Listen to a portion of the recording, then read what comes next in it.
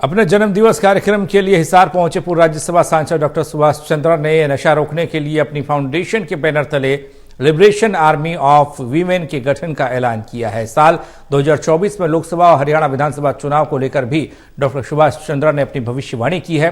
हिसार में डॉक्टर सुभाष चंद्रा से खास बातचीत की total news associate editor doctor Mahesh Kumar ने।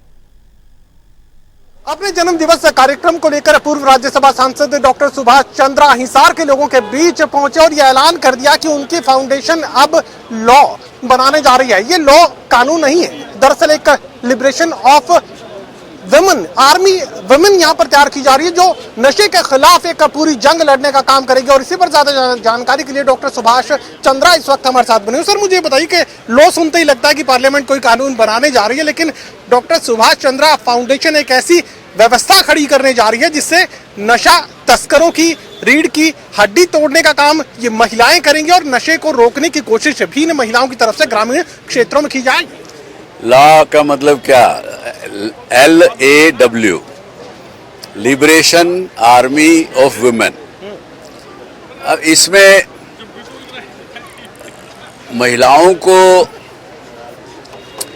एक प्रकार से लिबरेट करने के लिए, आज़ादी देने के लिए, चाहे वो हरियाणा के हिसार जिले के गाँव में उनके पतियों को नशा, उनके बेटों बच्चों को नशा, उससे मुक्ति दिलाने का काम करे, चाहे महिला सशक्तिकरण उनकी अपनी आमदनी से हो, यानी उसको अपने पति के ऊपर निर्भर नहीं करना पड़े पैसे मांगने के लिए, घर चलाने के लिए, चौका चूल्हा चलाने के लिए, अपने बच्चों को पढ़ाने के लिए। तो ये दोनों तरह के काम हम करेंगे। एक तो महिलाएं जो हैं वो इकट्ठा हों, उनको अपनी शक्ति की पहचान करानी है। हमने सुभाष चंद्रा फाउंडेशन ने कोई इससे ज़्यादा कुछ नहीं करना, केवल उनकी शक्ति को जगाना है, उनको इकट्ठा करना है।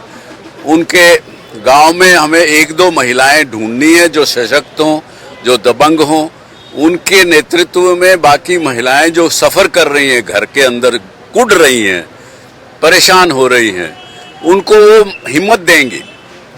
और वो नशा करने वाला आदमी को पहले प्यार से समझाएंगे, प्यार से नहीं मानेगा तो 10-20 महिलाएं इकट्ठी होके उसको शर्मिंदगी कराएंगी बंद कमरे में।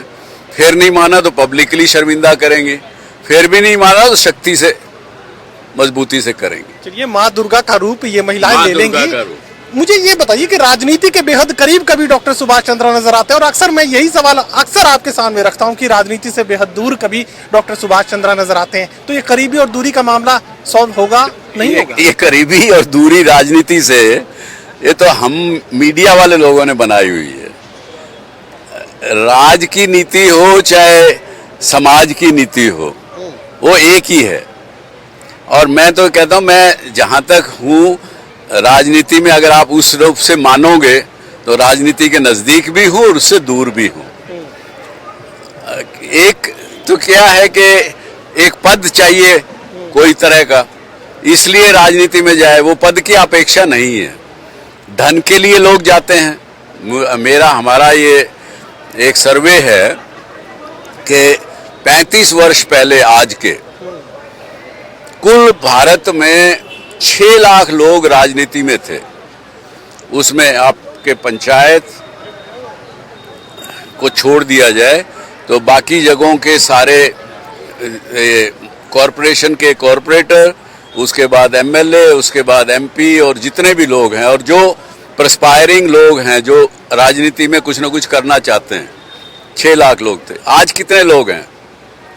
आज करीब करीब 3 करोड़ लोग इस प्रोफेशन में घुस गए हैं।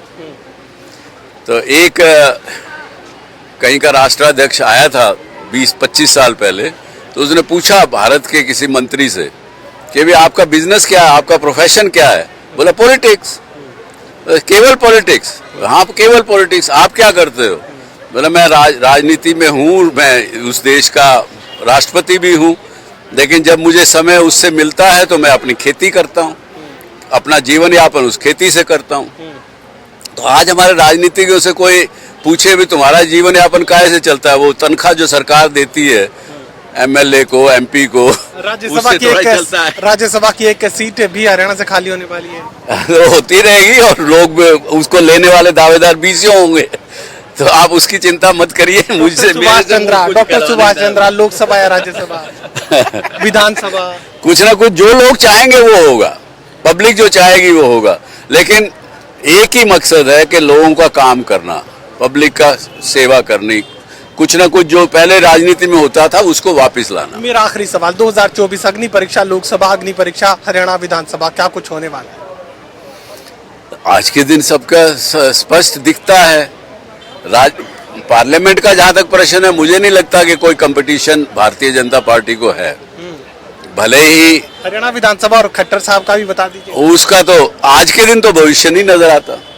चलिए, डॉक्टर सुभाष चंद्रा 2-2 की बात करें कि हरियाणा की मनोहर सरकार को लेकर जरूर यहाँ पर तल्ख टिप्पणी वो करते हुए नजर आ रहे हैं, लेकिन उसके अलावा वो ये कहना चाहते हैं कि प्रधानमंत्री नरेंद्र मोदी को 2024 के लोकसभा चुनाव के लिए उन्हें कोई चुनौती सामने नजर नहीं आ रही। सहयोगी कमल के साथ doctor Mahesh Kumar, total news Hisar.